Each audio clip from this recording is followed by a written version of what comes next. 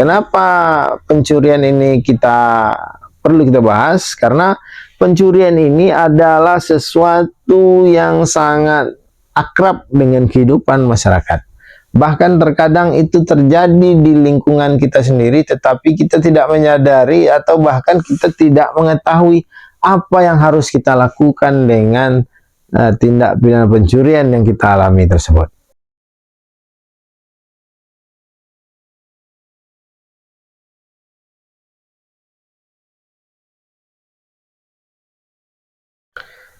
Jika pembuat atau pembantu dari salah satu kejahatan dalam bab ini adalah suami atau istri dari orang yang terkena kejahatan dan tidak terpisah meja dan ranjang atau terpisah harta kekayaan, maka terhadap pembuat atau pembantu itu tidak mungkin diadakan tuntutan pidana. Pasal 367 ayat 1 Kitab Undang-Undang Hukum Pidana. Yang dimaksud bab pencurian, bab dalam pembahasan ini adalah bab 10 Kitab Undang-Undang Hukum Pidana tentang pencurian. Assalamualaikum warahmatullahi wabarakatuh. Alhamdulillah, bersyukur kita kehadiran Allah Subhanahu wa taala atas segala karunia dan nikmat yang sudah diberikan dan kita nikmati selama ini, terutama sekali nikmat Ramadan yang pada hari ini sudah memasuki hari ke-10 kita berpuasa di bulan Ramadan ini. Tentunya berat ringan kita yang mengetahui dengan keadaan puasa yang kita jalankan, tetapi selalulah kita meminta dan berdoa kepada Allah, mudah-mudahan di bulan Ramadan ini sahabat-sahabat sekalian dimanapun Anda berada, rezekinya dilancarkan Allah, kesehatannya dipulihkan bagi yang sakit atau disembuhkan, dan segala yang berurusan mudah-mudahan dimudahkan oleh Allah segala urusannya. Dan selawat beriring salam juga tidak bosan-bosannya kita kirimkan kepada junjungan alam Nabi besar Muhammad Sallallahu Alaihi Wasallam dengan mengucapkan Allahumma shalli ala Sayyidina Muhammad wa ala ali Sayyidina Muhammad. Mudah-mudahan dengan banyak kita berselawat kepada beliau, Allah izinkan kelak di yaumil mahsyar beliau untuk memberikan syafaat kepada kita sehingga kita termasuk pada orang-orang yang memperoleh pertolongan dari Allah dan Rasulnya. Sahabat-sahabat sekalian, kembali dalam pembahasan hukum pidana, seri hukum pidana dalam channel Gusri Putra Dodi atau Gusri PD27. Tentunya dengan semangat untuk selalu memberikan edukasi kepada sahabat-sahabat sekalian tentang ilmu hukum, agar sahabat-sahabat sekalian dimanapun Anda berada bisa melek hukum atau bisa mengetahui sesuatu hal dan paham dengan hukum yang ada di negara Republik Indonesia ini. Karena ketika Anda tidak melek dengan hukum, ketika Anda tidak paham dengan hukum, maka suatu saat Anda akan menjadi orang yang dijadikan sebagai objek oleh orang yang paham dengan hukum. Itulah hukum kehidupan dunia. Dan itu tidak ada hukum tertulisnya, tetapi itu selalu terjadi dan menjadi kenyataan. Untuk menghindari itu, Anda harus banyak belajar. Dan cara belajar bagaimana? Anda silahkan membaca buku seperti yang buku saya punya, atau Anda silahkan nonton YouTube, cari video-video tentang edukasi. Jangan hanya melulu tentang hiburan, joget-joget. Nah, itu tidak ada gunanya untuk kehidupan Anda sendiri atau kehidupan Anda di lingkungan Anda. Sobat-sobat sekalian, tadi saya sudah membacakan pasal 367 ayat 1 Kitab Undang-Undang Hukum Pidana sebagai pembukaan. Nah, pasal 367 ini termasuk kepada bagian bab 10 Kitab Undang-Undang Hukum Pidana yang mengatur tentang pencurian. Nah, kenapa pencurian ini perlu kita bahas? Karena pencurian ini adalah sesuatu yang sangat akrab dengan kehidupan masyarakat.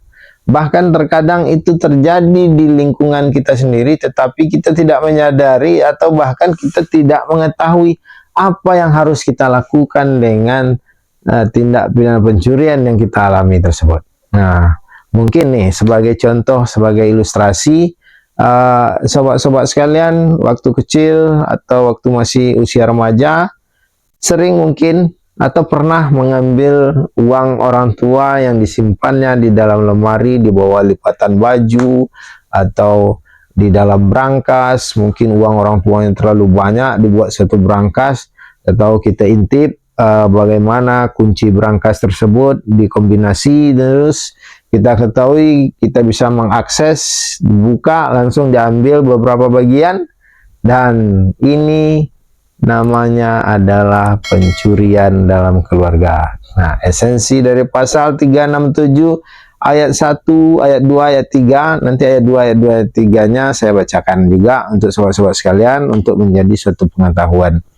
Nah, esensi dari pencurian dalam keluarga ini adalah sesuatu yang diambil oleh orang dalam sendiri maksudnya. Nah, maka dari itu tadi di awal saya katakan bahwa tindak pidana pencurian itu sangat akrab dengan kita, bahkan terjadi kadang di lingkungan kita.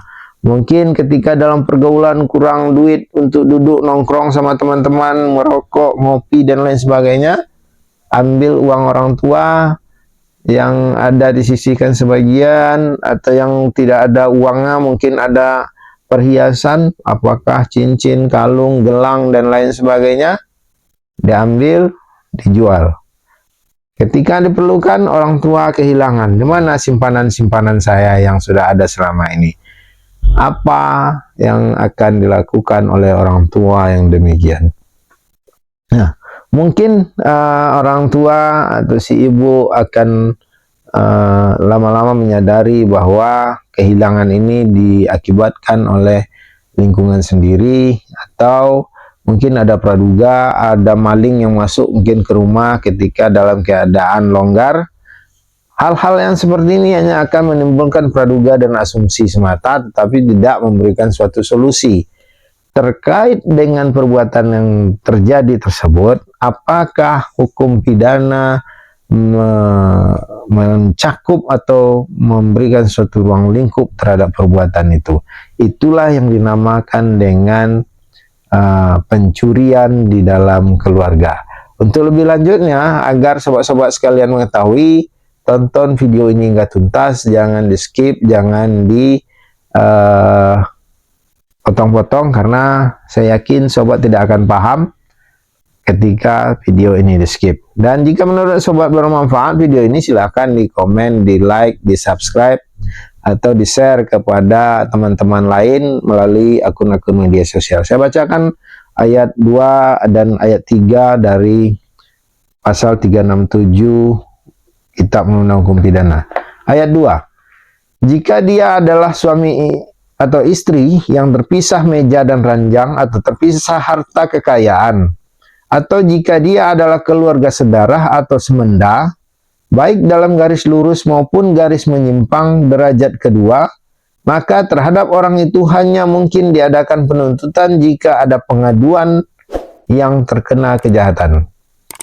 Ayat 3. Jika menurut lembaga matriarkal, kekuasaan dapat dilakukan oleh orang lain daripada bapak kandung sendiri, maka ketentuan ayat di atas berlaku juga bagi orang itu. Ini bunyi pasal 367 ayat 2 dan ayat 3. Artinya di sini adalah terhadap pencurian yang terjadi di lingkungan orang dalam atau di lingkungan keluarga, atau pencurian dalam keluarga, sejatinya di dalam pasal 367 ayat 1 dan 2 dan 3, ayat 1, 2 dan 3 itu adalah perbuatan yang dapat dipidana. Bagaimana mempidana perbuatan yang dilakukan oleh orang dalam atau pencurian dalam keluarga ini? Si korban atau orang yang terkena kejahatan boleh mengajukan atau melakukan pelaporan, membuat laporan pengaduan kepada pihak kepolisian. Nanti pihak kepolisian akan menindaklanjuti terhadap pengaduan tersebut. Tentu akan ada rasa sayang, rasa iba, dan lain sebagainya ketika pengaduan itu nanti berujung kepada si pelaku kejahatan, apakah itu anak, suami, atau istri, ditangkap oleh pihak kepolisian. Nah, ini akan menjadi suatu persoalan baru, keluarga sendiri dilaporkan, dan ini tentunya akan menjadi suatu pemberitaan yang hangat kepada media massa baik cetak atau elektronik, televisi dan lain sebagainya. Dan tentu akan menjadi konsumsi publik juga ketika hal ini naik kepada pemberitaan. Seseorang ibu, seorang bapak atau seorang melaporkan ayah, istri atau suami melaporkan istri atau melaporkan anak, atau sebaliknya istri melaporkan suami atau melaporkan anak karena terjadi pencurian di dalam keluarga atau di lingkungan rumah tangganya sendiri. Nah, ini apakah setiap laporan ini akan berujung dengan putusan penjara oleh majelis hakim? Tentu akan mengikuti prosedur hukum yang berlaku. Prosedur hukum yang berlaku, laporan akan dibuktikan, akan dilakukan penyelidikan, akan dilakukan penyidikan, dan selanjutnya menetapkan tersangka, dilimpahkan kepada kejaksaan, terus dinaikkan ke pengadilan, yang berujung kepada vonis pengadilan dijatuhkan karena pencurian dalam keluarga. Namun demikian, ada sesuatu yang perlu dipahami di dalam delik pasal 367 KUHP ini adalah delik absolut, delik aduan. Artinya dia akan bergerak atau laporan ini akan berjalan ketika ada pengaduan dari orang yang terkena kejahatan atau orang yang mengalami atau orang yang menjadi korban kejahatan itu sendiri. Apakah itu pelakunya pihak keluarga? Terhadap kejahatan yang demikian, artinya adalah absolut delik aduan, dia bisa dihentikan atau dicabut laporannya kapanpun dimau oleh orang yang terkena kejahatan tersebut. Jadi, sobat-sobat sekalian, kalau suatu saat terjadi perbuatan yang demikian di lingkungan sobat-sobat sekalian, yang ketika hal ini masih bisa dimaafkan, bisa ditoleransi, silahkan dimaafkan. Tetapi seandainya hal ini tidak bisa lagi menjadi sesuatu hal yang bisa dimaafkan karena mungkin sudah berulang kali, tetapi sobat-sobat ingin memberikan menjadi suatu pembelajaran bagi pelaku, maka hal ini boleh saja diajukan laporan kepada pihak kepolisian dengan ketentuan tentunya harus mengacu kepada pasal 367 Kitab Undang-Undang Hukum Pidana tentang pencurian dalam keluarga, yang nantinya ketika sobat-sobat sekalian merasa pembelajaran itu sudah cukup memberikan efek jera kepada si pelaku, nah berkas laporannya boleh diajukan pencabutan atau pembatalan sebelum dilakukan penuntutan di pengadilan. Jadi esensi dari pasal 367 KUH Pidana atau Kitab Undang-Undang Hukum Pidana ini adalah delik aduan absolut yang bisa dicabut kapanpun oleh pihak pengadu, tertentu di dalam batas waktu yang telah ditetapkan, yaitu sebelum diadakan penuntutan ke sidang pengadilan.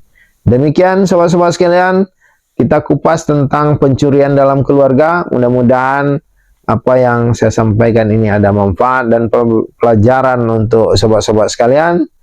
Dan jika menurut sobat-sobat sekalian apa yang saya sampaikan, apa yang saya bahas dalam video kali ini ada manfaatnya untuk sobat-sobat sekalian dan bisa memberikan manfaat juga untuk orang lain, silahkan di-share, dibagikan sebanyak-banyaknya melalui akun-akun media sosial yang sobat-sobat miliki agar diketahui oleh orang lebih banyak lagi dan lebih bermanfaat lagi untuk orang banyak. Demikian lebih dan kurang dalam pembahasan ini. Saya mohon maaf. Selamat menjalankan ibadah puasa. Mudah-mudahan kuat sampai beduk nanti dan dilancarkan segala amal ibadahnya tentunya. Bila taufiq wal hidayah. Assalamualaikum warahmatullahi wabarakatuh.